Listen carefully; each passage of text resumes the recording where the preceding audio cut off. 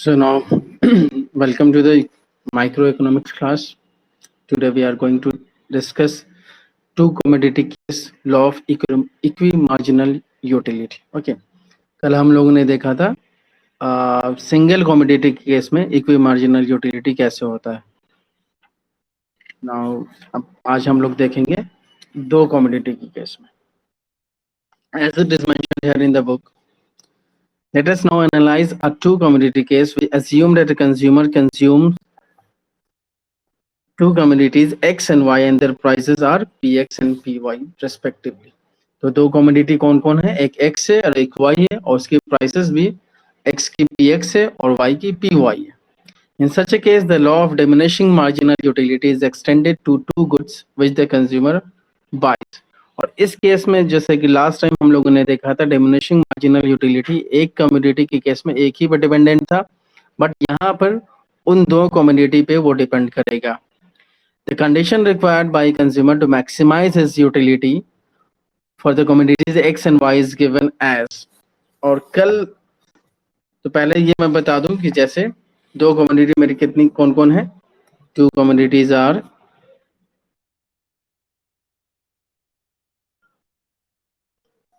X and Y. Prices उनकी क्या है, X की प्राइस है आपको PX, Y की प्राइस है PY.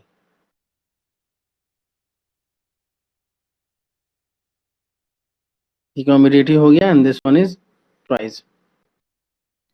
ठीक है.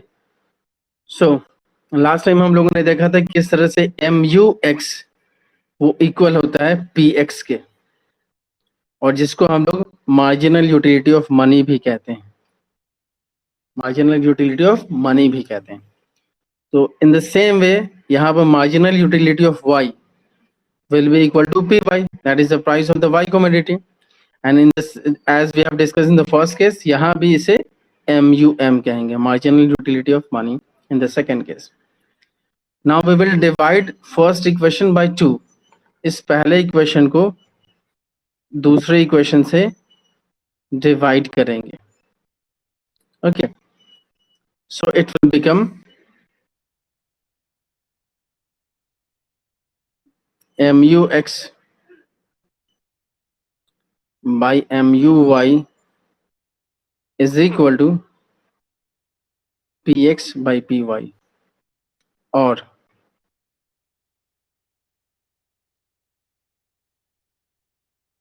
MUX by MUY is equal to PX by PY.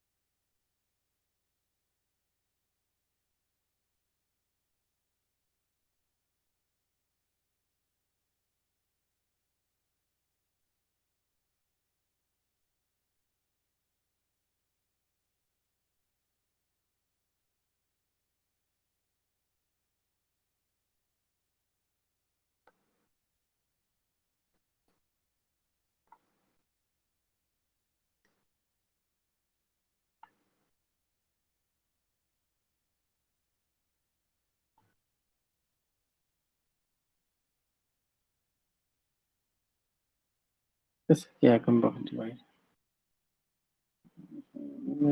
Okay.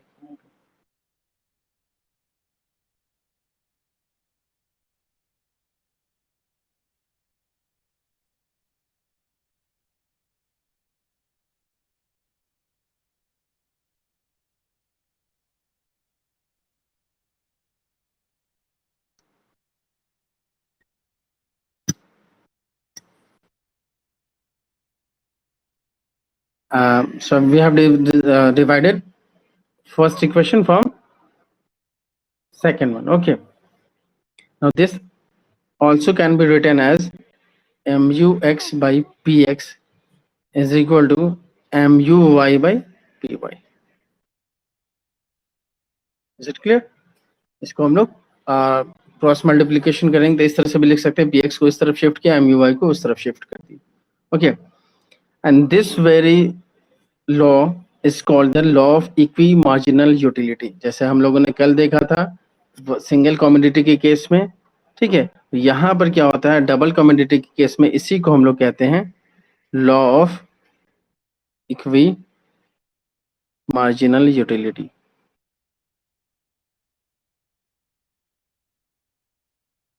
And what does this law state?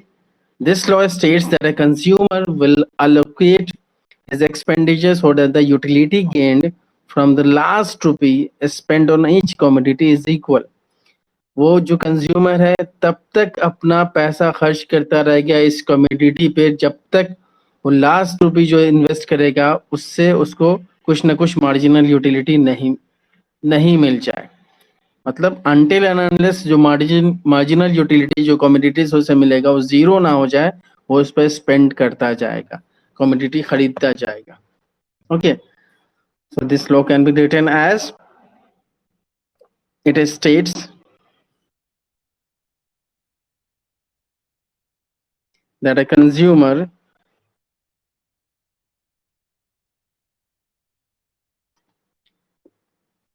will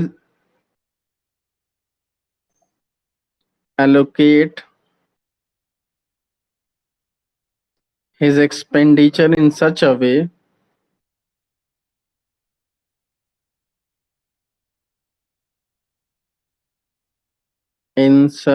way so that the utility gained so that the utility gained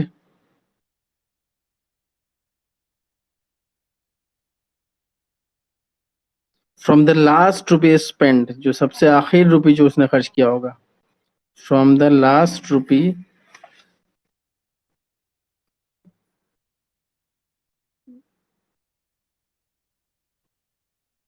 spent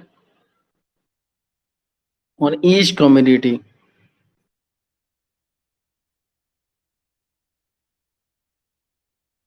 is equal। अब चूंकि यहाँ पर दो commodity की बात है, इसलिए तब तक कंज्यूमर वो इस पे इन्वेस्टमेंट करता जाएगा जब तक लास्ट रुपी का जो इन्वेस्टमेंट होगा दोनों कमोडिटी का वो आपको इक्वल ना हो जाए। ठीक है, so this is the law of equi marginal utility. In other words we can also say a consumer buys each commodity up to the point at which mu per rupee spent on it is the same as mu of a rupee spent on another good। एक good पे जो marginal utility मिल रहा है वो another good का जो marginal utility है वो सेम होगा तब तक वो पैसा खर्च करता जाएगा। When this condition is met, a consumer cannot shift a rupee of expenditure from one commodity to another and increase his utility।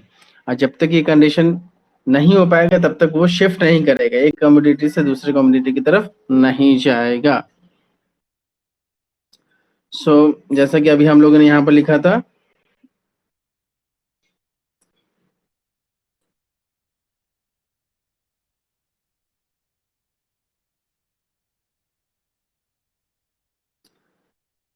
mu x by px is equal to mu y by py। It is subject to budget constant that is px into x।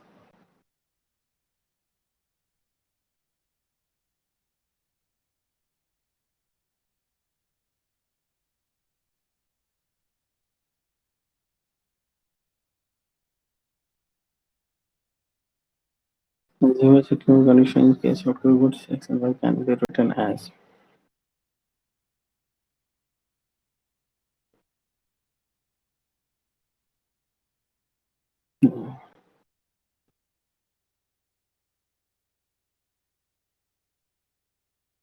price of good x px into x, price of good y py into y। ये क्यों किया भाई? x कोई किसी का number थोड़ी ना।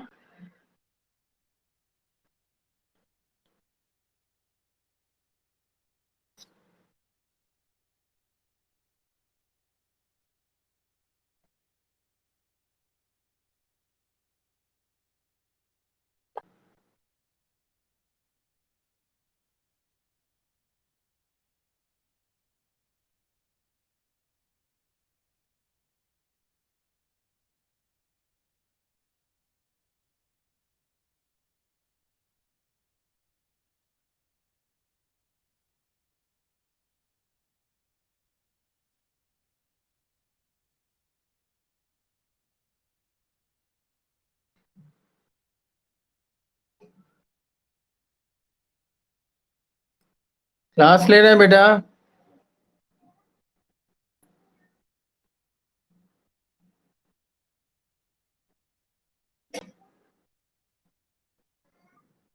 बेटा आते हैं थोड़ी देर में, क्लास ले रहे हैं, ठीक है।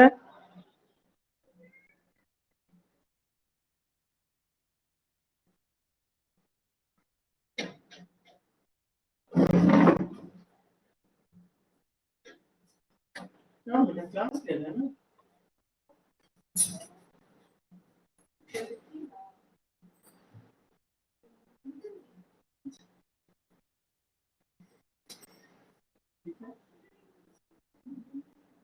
बंद कर दिया कि बच्चे को आके खराब से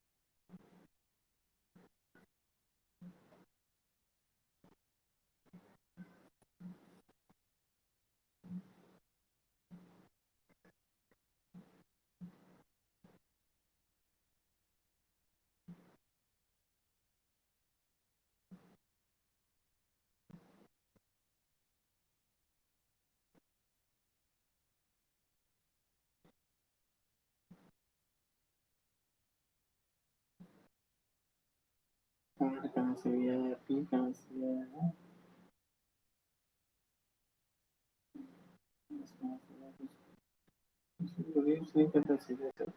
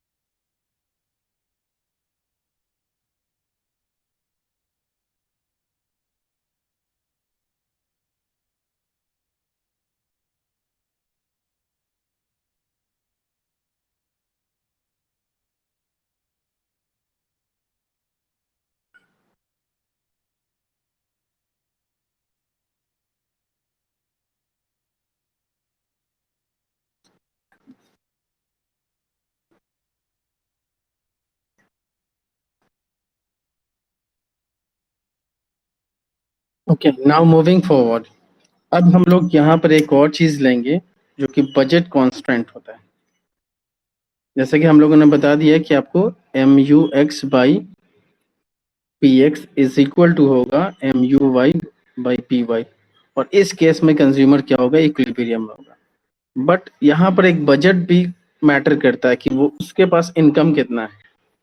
वो बजट कांस्टेंट सपोज कर लो कि वो क्यू एक्स क्वान्टिटी खरीदता है एक्स कमोडिटी का, और क्यू वाई क्वान्टिटी खरीदता है वाई कमोडिटी का। तो अल्टीमेटली बजट हम निकाल सकते हैं P X into Q X plus P Y into Q Y, and that will be equal to the M. इसको हम यहाँ एम के इक्वल लेंगे। एम क्या होगा, income of the, M is the income of the individual, उसका income individual का, मतलब वो जितना अमाउंट इन्वेस्ट करता है एक्स कमोडिटी में, that will be equal to P X into Q X. P price है, क्यू क्वांटिटी है, प्लस वो उसने जो इन्वेस्टमेंट किया वाई कमोडिटी पे, price into quantity, and that should be equal to the income of the individual. इससे ज्यादा ये कम नहीं होना चाहिए। कम होगा तो कहने की यूटिलिटी बची रहेगी, ज्यादा तो हो ही नहीं सकता। बजट ज्यादा आप कैसे ले सकते हो। तो अल्टीमेटली ये तो हमें पता ही चल गया कि M U X by P X और is equal to M U by P Y पे यहाँ पर यूटिलिटी मैक्सिमम होगी। यूटिलिटी आपको यहाँ पर मैक्सिमम होगी। अब यहाँ पर हम लोग कोशिश करेंगे एक ग्राफ से समझने का इस केस को।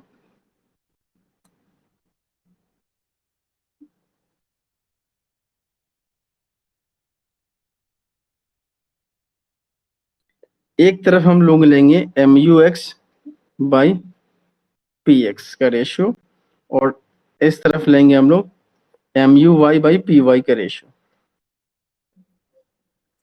सपोज करो कि सर्टेन आर वन पे से हम स्टार्ट करते हैं। आर वन कुछ भी पॉइंट ले लो, M U X by P X की वैल्यू, पहली वैल्यू जो है, और M U Y by P Y की पहली वैल्यू मान लो S one. M U Y P कुछ भी मार्जिनल यूटिलिटी जो पहले यूनिट में मिला उसकी जो प्राइस है उसको मैंने मान लिया। और जाहिर सी बात है जो मार्जिनल यूटिलिटी के ग्राफ से हम लोग जानते हैं वो क्या होता है, डिक्रीजिंग होता है। तो सिमिलरली ये भी डिक्रीजिंग होगा, बट चूंकि ये रेशियो प्राइस के साथ तो एग्जैक्टली डिक्रीजिंग नहीं होगा, ये कर्व टाइप होगा। इन द सेम वे ये भी आएगा। यहाँ पे ये क्रॉस करेगा, that will be the equilibrium position. यहाँ पर वो यूटिलिटी मैक्सिमम होगा, मींस इस पोजीशन पे, इक्विलिब्रियम पोजीशन पे होगा M U X by P X is equal to M U Y by P Y.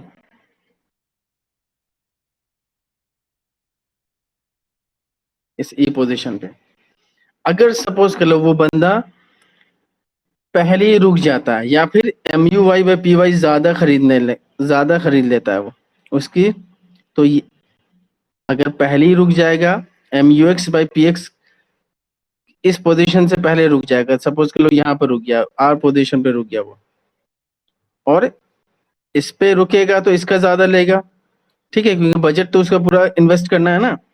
तो इसमें आगे चला गया, सपोज कर लो एस तक चला गया।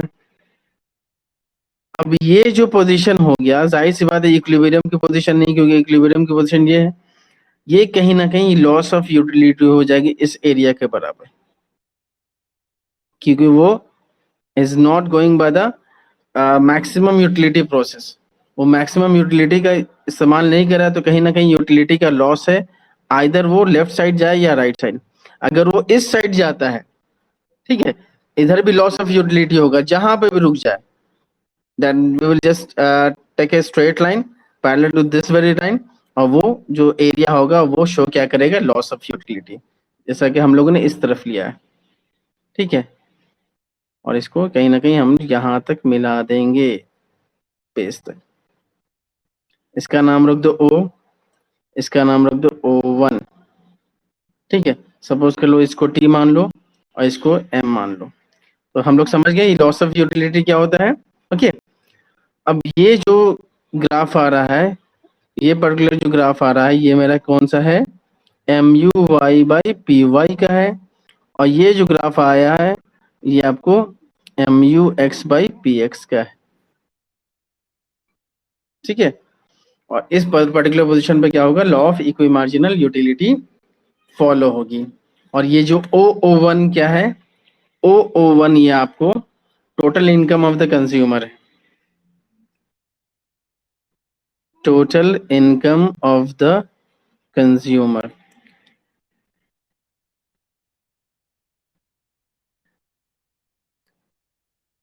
That is suppose to be invested,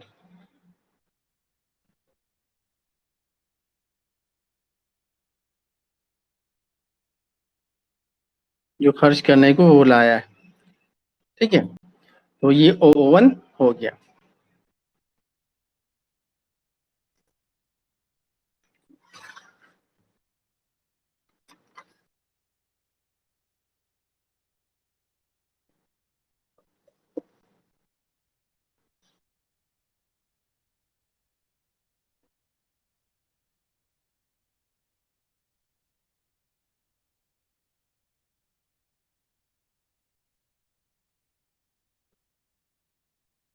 अब एक और बात मैं बता दूं, जैसे ये मैंने यहाँ पर बताया कि टोटल इनकम ये ओ ओ वन है। अब टोटल यूटिलिटी क्या होगी, देखिएगा आप देख सकते हैं यहाँ, टोटल यूटिलिटी का ये पोर्शन होगा, ये सारा ई आर वन से लेके ई, फिर ई से ऊपर जाएगा एस वन, और ये नीचे वाला पूरा ब्लॉक, ये टोटल यूटिलिटी का पोजीशन होगा। So we may write this one, O R one E S one O one, this is the total utility position. ठीक है, एरिया जो है वो रिप्रेजेंट करेगा total utility.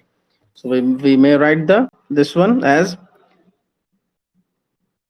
The consumer's total utility,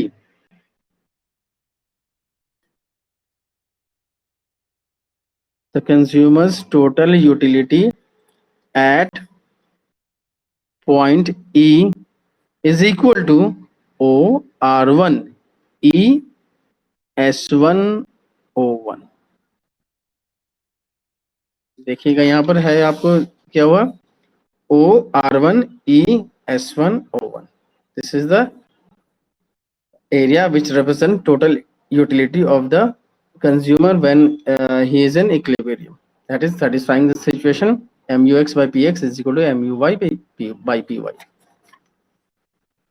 अब दो और कंडीशन हम लोग यहाँ पर देखेंगे। सपोज कर लो कि अगर M U X by P X is greater than M U Y by P Y, अगर ऐसा होता है तो क्या है, इसका मतलब क्या है, इसका मतलब ये है कि कहीं ना कहीं वो जो यूटिलिटी मिल रहा है एक्स कमोडिटी के बाई करने पे, एक्स कमोडिटी से वो ज्यादा है वाई कमोडिटी से। जब तक यूटिलिटी प्राइस से ज्यादा होता है हम लोग जानते हैं, हम लोग उसको और ज्यादा खरीदते हैं और ज्यादा खरीदते हैं, जब तक इक्वेट ना हो जाए। तो at this very position the consumer will buy more of x commodity, consumer will buy more of x commodity. और कब तक वो बाई करता रहेगा, जब तक कि ये इक्वेट ना हो जाए, M U X by P X is equal to M U Y P Y ना हो जाए।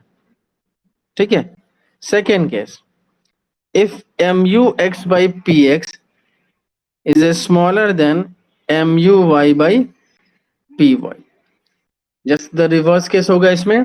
इसमें क्या लेंगे भाई, कंज्यूमर को ज्यादा सेटिस्फेक्शन मिल रहा है किससे, वाई यूटिलिटी से, तो वो उसको और खरीदेगा। Consumer will buy more of Y commodity, कब तक, अनटिल उसको पोजीशन ये आ जाए, यहाँ पर ये मेंशन कर दे रहा हूं मैं, M U X by P X is equal to M U Y by P Y ना आ जाए। एंड सेम हेयर, यहाँ पर भी वो सिचुएशन आ जाना चाहिए जब तक M U X by P X M U Y by P Y के बराबर ना आ जाए, वो उसको खरीदता रहेगा। ठीक है,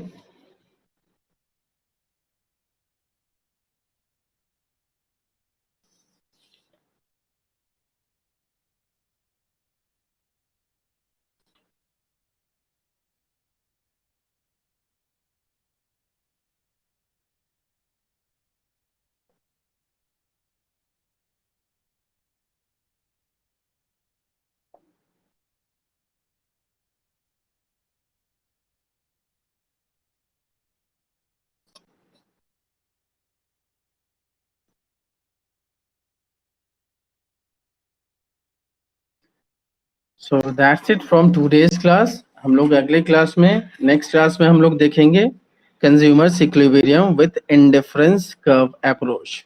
तो सबसे पहले तो इंडिफरेंस कर्व समझेंगे वो क्या है, देन उसके बाद उस पे कंज्यूमर का इक्विलिब्रियम किस तरह से हो सकता है। Thank you for being the class. Thanks a lot.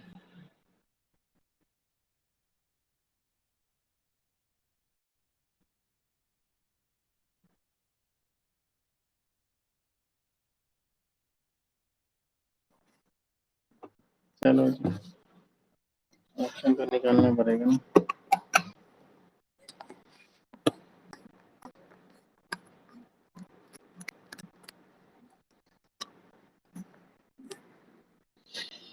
दीवार ही को पढ़ा रहे हैं भाई।